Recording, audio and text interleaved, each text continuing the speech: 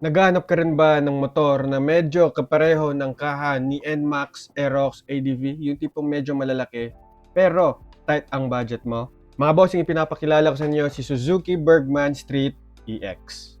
A motorcycle that feels like an extravagance, but on a budget. Now, if katulad kita na sumasayad ang tuhod mo sa mga medyo maliliit yung frame ng motor, pero ayaw naman gumastos ng malalaking budget katulad ng NMAX, Aerox at saka mga ADV, ipapakita ko sa inyo ang specs and features ni Suzuki Bergman. First impressions ko dito, who is this best for? 3 things that I like and one good thing to improve dito. And yung final thoughts ko dito sa motorsiklong ito. Para masabi mo rin if para sa'yo ba talaga itong motorsiklong ito. Ang standard version na Suzuki Bergman Street is priced around 83,400, while the Bergman Street 125EX is priced around 92,400 pesos. Ngayon naman, pag-usapan natin ang specs and features nito. Si Suzuki Bergman 125 has a displacement of 124.3cc air-cooled with a power of 8.4 horsepower at 6,500 RPM.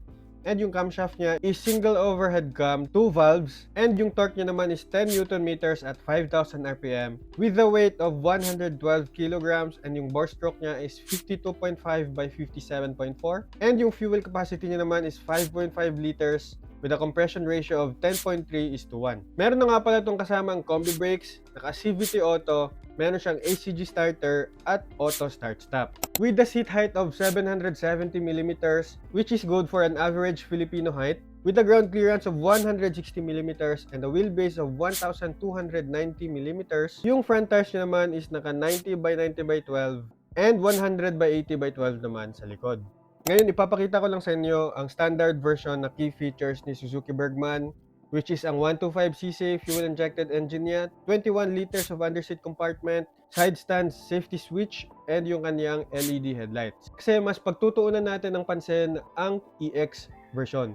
Again, naka 125cc fuel-injected with SEP Alpha engine technology si Bergman ngayon, with an engine auto stop start, naka silent starter system na rin, with full digital instrument panel, naka front disc brake with combined brake system, naka 2 liters front glove box with USB outlet, naka tubeless 12-inch rear tires with a bright LED headlight, position lamp, and tail lamp, naka body mounted windscreen na rin, naka comfortable premium two-tone seat cover, pa-upward yung muffle design, naka side stand safety switch, naka large underseat compartment, naka one push central locking with unique safety shutter, magandang flexible foot position para sa ating gulay board, and dual utility hooks para makatulong sa mga pamalengke nyo. Ngayon, ito naman yung colors for Suzuki Bergman.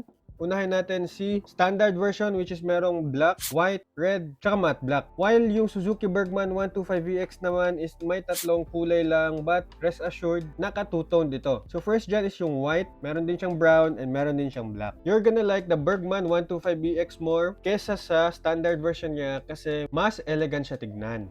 And ilalagay ko na lang dyan sa screen ang full specs ng motorsiklong ito. Ngayon naman, pag-usapan natin ang first impressions ko dito sa motorsiklong ito in regards of comfortability, affordability, and usability. In regards to comfortability, dito talaga panalo ang Bergman 125. Malapad at malambot ang upuan, relax ang riding position, hindi ka nakayuko, hindi ka na rin masyadong upright, so hindi siya nakakapagod. Perfect to for your long city rides, long and heavy traffic situations, and daily use na hindi ka mapapagod papunta man or pauwi galing trabaho. Especially if galing ka sa mga manual bike, ramdam mo talaga ang mas chill and mas relaxed na experience if ito yung gamit mo. Now, in terms of usability naman, kung ang tanong natin dyan is maganda ba to pang daily use talaga, ang masasagot natin dyan is oo. Bakit? Kasi naka-automatic na siya, malaki yung storage natin dito, meron pang spacious na gulay board, tapos naka-tubeless tires pa tayo. So meron tayong peace of mind,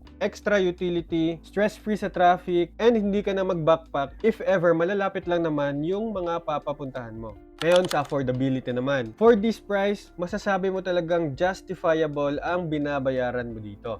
Although hindi siya cheapest sa 125cc segment, pero bawing-bawi naman tayo dito sa comfort, sa kanyang spacious design, and sa overall riding experience mo dito. Especially kung daily rider ka, worth it talaga siya in the long run. Now, tatanungin natin ito, who is this best for? Para kanino ba si Suzuki Bergman? Suzuki Bergman is best for those who are using this motorcycle for daily commuting na ayaw mapagod agad, para sa mga office workers na gusto ng relax ang ride, para sa mga delivery riders na kailangan ng storage at comfort, para sa mga experienced riders na gusto ng easy mode. And last but not the least, para sa mga riders na mas priority ang comfort kesa sa speed. Itong motorsiklong ito mga bossing, isang ma-assure ko sa inyo, hindi ito pang racing.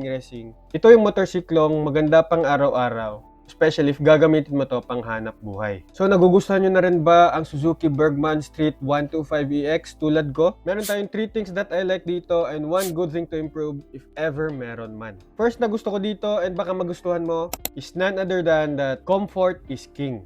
Isa ito sa pinakamura na pinaka-komportableng 125cc motorcycles na ganito yung kanyang frame.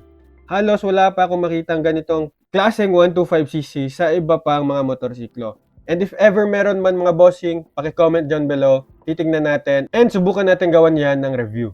Number 2 dyan is ang kanyang storage and practicality. Ito talaga yung ideal motorcycle ko mga bossing kasi hindi ka na mag-iisip kung saan mo ilalagay yung mga gamit mo. I admit, madami talagang scooter na magaganda and maaangas tignan, napaka-sporty. But because of the space, the comfortability, and less hassle na ma-experience mo dito, I can say, isa to talaga sa mga magandang options if ever ito man din yung napusuan mo.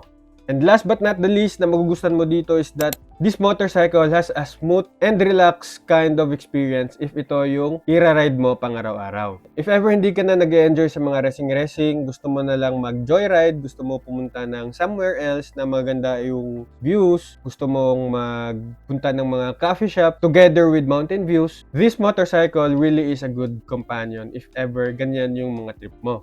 And if ever pag-uusapan din naman natin ang kanyang one good thing to improve, I can really say I can commend Suzuki for improving the tire inch niya dito, which is ginawa na nilang 12 sa rear tires niya.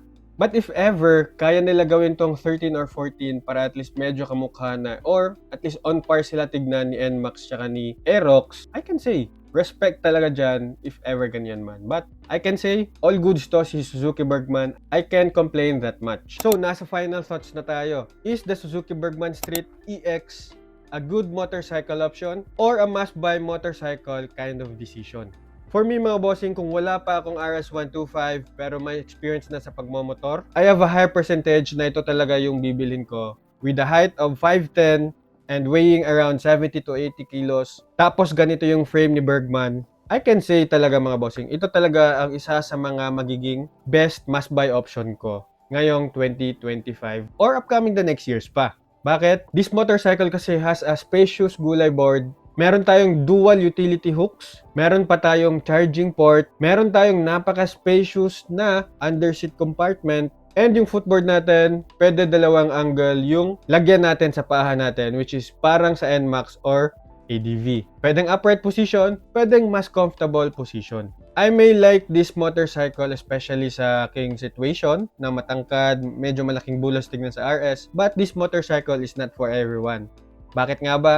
Kasi yung pricing niya mga boss, hindi siya ganun ka-affordable pero masasabi mo talagang justifiable. And if you want comfort over speed, practicality over sportiness, chill ride experience, less pagod and less stress, Suzuki Bergman 125 is a strong choice talaga. Pero kung gusto mo ng aggressive riding feel, mas trip mo yung medyo mas may control ka, or mas priority mo yung performance, then this motorcycle sadly is not for you. Bottom line lang naman kasi mga bossing is that the Suzuki Bergman 125 is for the riders who values comfort, space, reliability, and everyday usability. Hindi siya yung tipong pang-flex mo kasi maganda yung performance, meron kang pang-flex sa yung top speed. Hindi siya ganun mga bossing. More on comfort to. This motorcycle is good for long term talaga kasi relax na relax ka. And if nagustuhan mo yung mga ganitong klaseng mga content, you can follow me for more. Meron tayong video dito about the Honda Click 125 version 4 na pwede natin na-compare dito if ever gusto nyo. So, comment down below if meron kayong thoughts, meron kayong mga questions na pwede natin sagutan dyan together with the community. And pwede pagawa natin ng content dyan if maganda yung interest rate natin dyan.